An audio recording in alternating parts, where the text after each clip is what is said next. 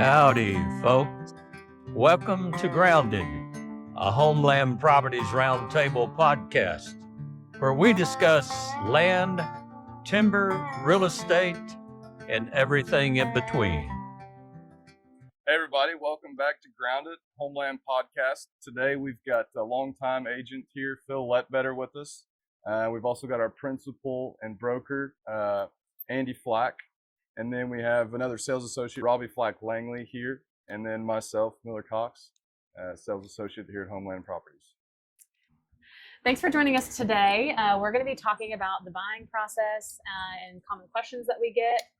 So if you are a buyer of a property now or anytime in the future, this is one that you're going to want to listen to. Well, I think our director, Michelle Arnold's put together some great questions today that might be questions that buyers would ask. I think the first one's a pretty general question. What is the step-by-step process? I think as buyers, one of the first things you have to do is obviously know your budget, know what you think you can afford. And then it's always great to reach out to a lender to get pre-qualified for something like that. One of our other questions was, how do I get a land loan? So we can kind of tie that together. But if you get pre-qualified before you start looking, it'll give you a few points to consider. One is, how much can you afford, obviously, and so you can fit that into the budget or price you're looking for on a tract of land. And you also can have that pre-qualification letter to carry with you when you're looking at properties to present to an agent or broker you might be looking with or through, and to sellers that are soliciting their properties. That letter, that pre-qualification letter, goes a long way in to sort of pre-qualifying you to the seller and verifying or validating your ability to buy their property. Well, I think it also allows you to kind of know your buying power, so you're not, wasting time looking at properties within this, price range and that kind of thing too. Yeah, and making sure that you know what you can afford and that a lender is ready to loan that money to you, I think is important. Or even if you're going to be paying cash, just having a proof of funds letter can help if you're making an offer on a property, just so that the sellers know that you have cash on hand. You're not waiting for that to come in, right? And you're ready to buy. So what questions do y'all get from buyers ahead of time? Anything come to mind? Well, of course, a lot of people are more interested in price. They want to know kind of the price range of properties in a certain area. Of course, that's one of the first questions I usually ask a buyer is, what areas are you interested in? If they're not asking about a specific question, is try to guide them to the inventory that we have and put them onto a property that might be of interest to them. So I think, to me, it's important to kind of break the ice, find out what type of a buyer do you have. Is he, like Andy's saying, well qualified to go forward? Does he need lender? Right. Does he have in mind the exact type of property he wants, an area that he really likes? So I think that's what kind of makes us unique as far as HomeLand Properties is we have such a big inventory of properties in a lot of different areas. That's a major asset in trying to match buyers up with properties they might be interested in. Yeah. Something I was going to add to that is, a lot of times, folks ask about floodplain. Oh, is the property in the floodplain? And I think, I pride ourselves in, showing that if the county has the data, that we have it on our topography maps on our website. So super easy to kind of see and be able to understand what area of the property may be affected by floodplain, if any. Yeah. So when you're buying raw land too, I think one of the biggest questions we get asked a lot of times is, floodplain, boundary line, road frontage, utilities. Thankfully, we usually have all this provided on our website. But a lot of people don't know what the boundary lines are of a property, or sometimes if we're looking at one that's maybe an outside listing, we've got to go track down that information and create a boundary line map and then show them what road frontage it has, how much, and then definitely utilities is a really big question. Does it have electricity? Yeah. Does it have water? Does it have sewer? If it doesn't have those things, how do you get them? And so I think these are all preliminary questions even before we get to a contract phase or offer phase on a property. Well, and speaking of like the apps that we have access to now, like the Avenza maps and the properties that we may not have surveys on, it allows us to be able to take them out on a showing and show them the actual corners, be within close proximity of where this property is going to lay. To me, in the years that I've been involved in real estate, that's probably one of the best sources that we've come up with in order to be able to provide information and show properties in a much better manner than what we have in the past. Especially in the field, it's a very, very useful tool. Exactly. Yeah, Avenza is great for our maps. Something we've been using recently too is called Land ID. Yeah. And if it's not one of our listings and we want to go show that property, you can go on it and select the parcels on the appraisal district and create a map pretty easily and quickly. You can show topo, floodplain, roads, pipelines, all kinds of things. So that's been really helpful lately. Yeah, it's pretty sweet tool. Yeah. Well, just to touch on the floodplain comment for a minute, I think buyers need to understand that I don't think floodplain should necessarily scare you off. You know, in the evaluation part of the market, a property that has 20 to 30% floodplain is not necessarily discounted because of that. Floodplain can be good, especially when it's associated with a creek that might be bisecting the property. And just about every creek, unless it's just a completely dry creek, even a dry weather creek, is going to have some floodplain associated with it, and that can be good because creeks are pretty. There's usually a lot of hardwood trees along creek drains. Biodiversity. And yes, they're going to get some water in them when it rains hard. A big predominant area that we work in is Southeast Texas, and we know it's been really wet this year, and so we're seeing places that get water that normally don't. So the old cliche 100-year floodplain is coming to light this year. So I don't think buyers should necessarily be scared off by floodplain. Right. It is something to be noted and something to take into consideration. But just to back up a second and touching on a little bit of what Phil said, was I think buyers need to, if they have an area they're interested in, that's great, but maybe they don't know. They need to think about, are they going to use the property for, their home, their primary residence, or are they going to use it for a weekend property or maybe investment, retire there later? So what proximity do they want to be from where they are now? So if they're living in Dallas or Fort Worth, or they're living in Houston, for instance, are they comfortable with being within 2 hours away or 1 hour away or something like that? Sometimes, as you get further out from those metropolitan areas, your prices get better. So maybe you are willing to drive 2 hours from where you live to find a tract that is more economically priced. It's sort of all relative in terms of being further from population. So life's too short to live in the city, so you need to get out in the country, in my opinion. That's right. Exactly. But moving on, I think what are some things that you need to do as a buyer? First, I think you need to find a good agent or a good broker to work with. Of course, we're partial to HomeLand Properties, and we'd love for you to use us or one of our 17 agents and brokers that can help you. But I think that's the first thing you need to do, because you need to find somebody that's experienced. You need somebody that's geographically competent. You need somebody that's just competent to help you in your search and can personally answer all these questions like we are today. We're hitting these topics pretty generally today, and we can get more specific should you have a specific need. But once you have looked at several properties and decided on what you want, then I think the next thing is getting into the making an offer process. And then ultimately, once you've made the offer and you and the seller have agreed to a contract, then you need to get into the terms of the contract. So I'll let y'all talk a little bit more about that. Yeah, so when you get into a contract phase, I guess there's definitely terms of the contract. There's going to be fees Right. associated with that, whether you're going through a lender or cash sale. When you're going through we will always go through a title company for any Right. sale. We would recommend that to all buyers and sellers, even if they're not, if they're doing a family-to-family transaction, always go through a title company because you never know what could come up down the line. But the survey could also come up whether you need one or you already have one.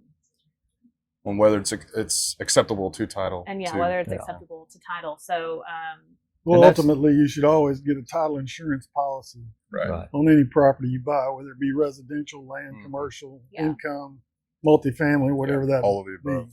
I was going to say, the one thing that you pointed out, like surveys and title insurance policies, that's something that we can provide. We work with in so many different counties, and we have access to a lot of good title companies, and that's a service that we can provide to a buyer, is handling and directing them towards these type of people. yeah, Same way with the surveyors.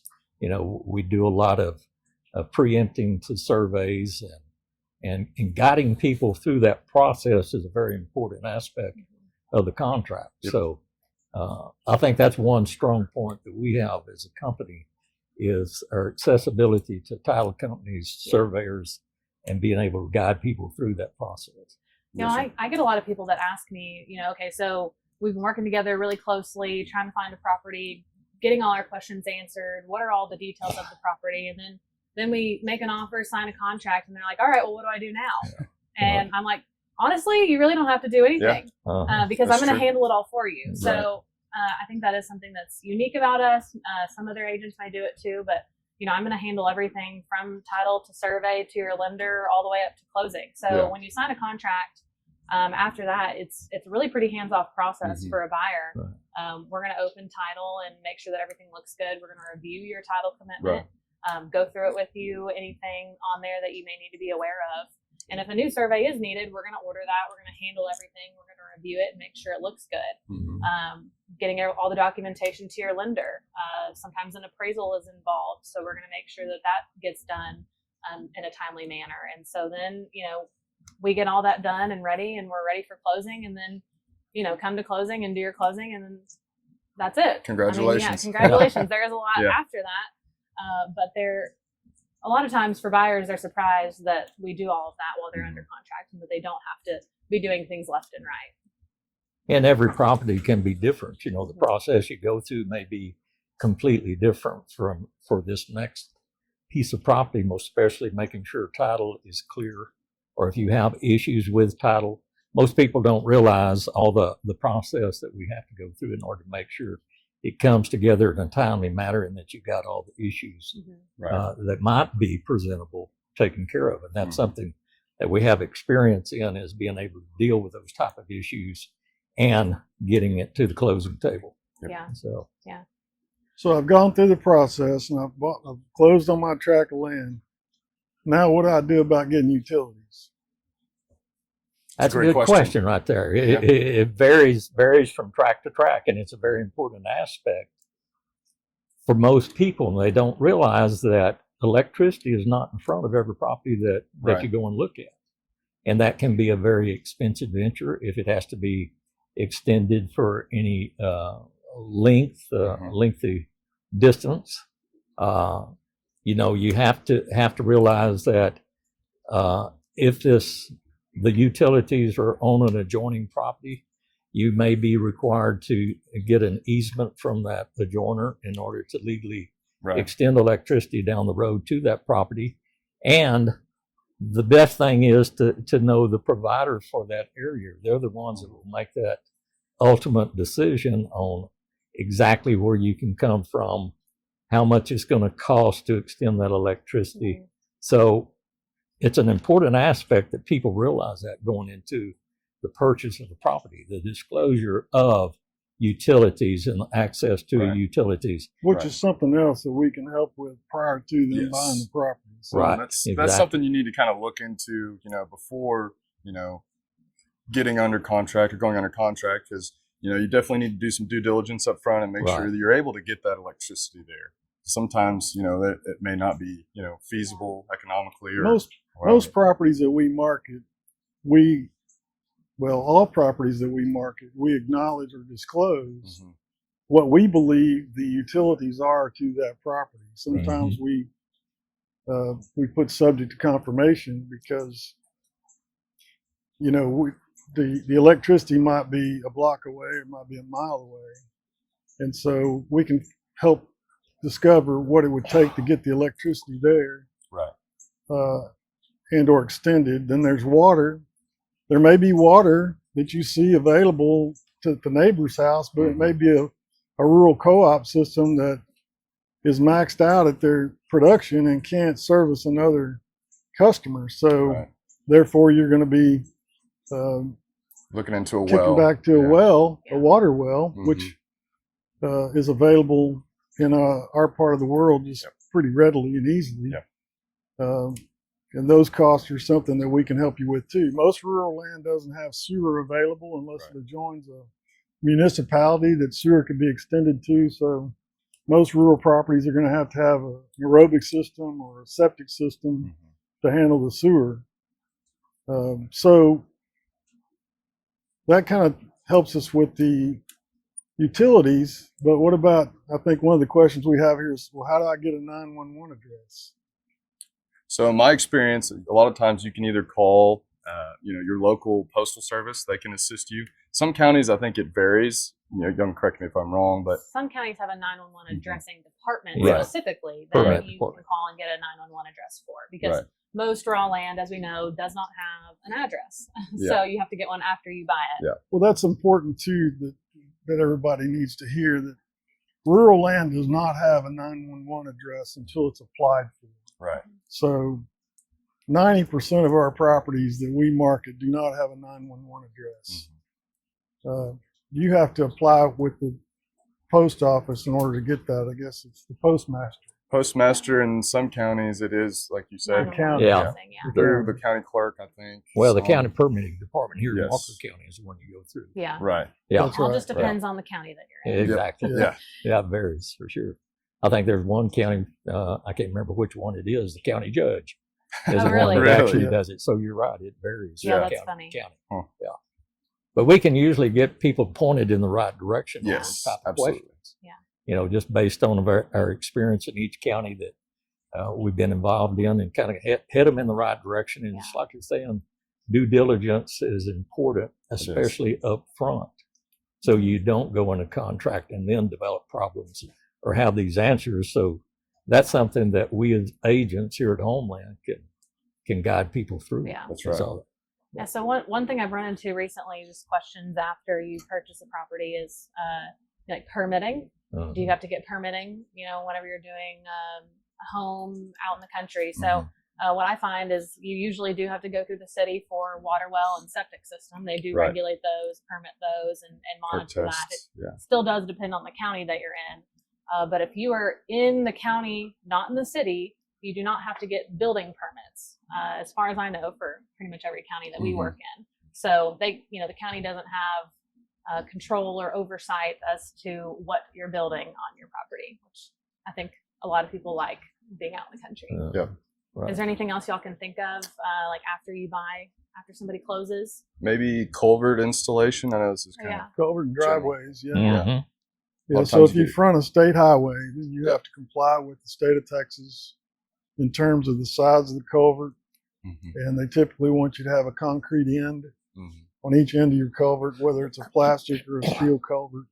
And you do have to get permits for that. So you as have to well. get permits for that.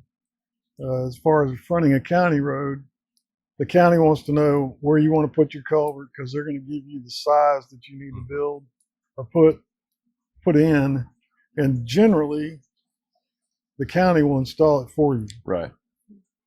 So that's a pretty easy process. Oh, yeah.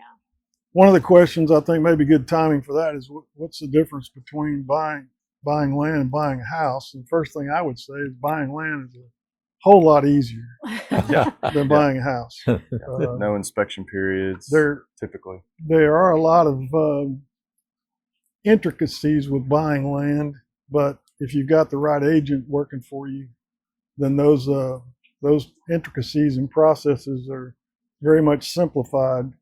But it is much easier than buying a house. Yeah.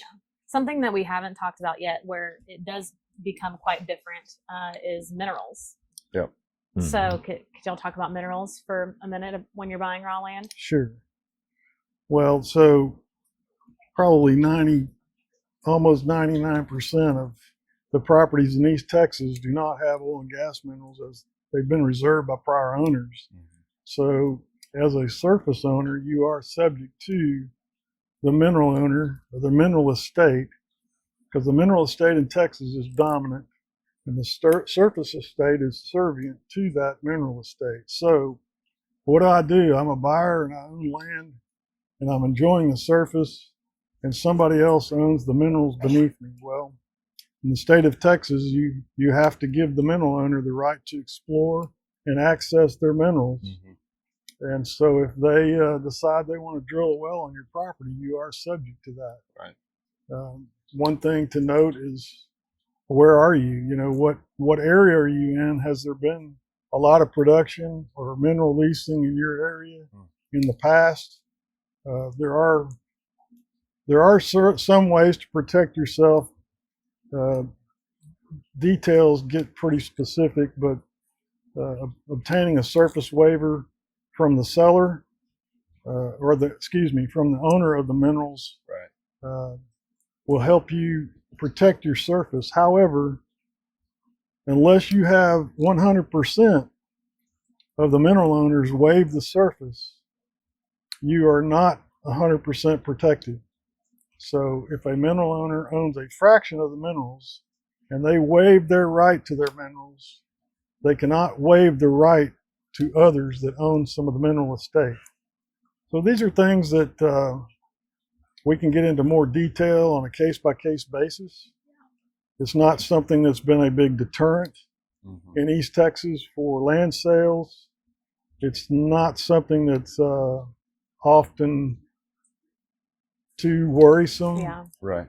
from buyers and sellers, but it is something to be aware of, and we can help you with that on any specific track that you may be interested in. Oh, and did you have something else? Well, Phil? I was just going to say, you know, on the mineral rights, as far as most of our buyers are not that familiar with mineral rights. It kind of more or less is a scare to them. And the fact that we as agents have that, I guess I would call knowledge.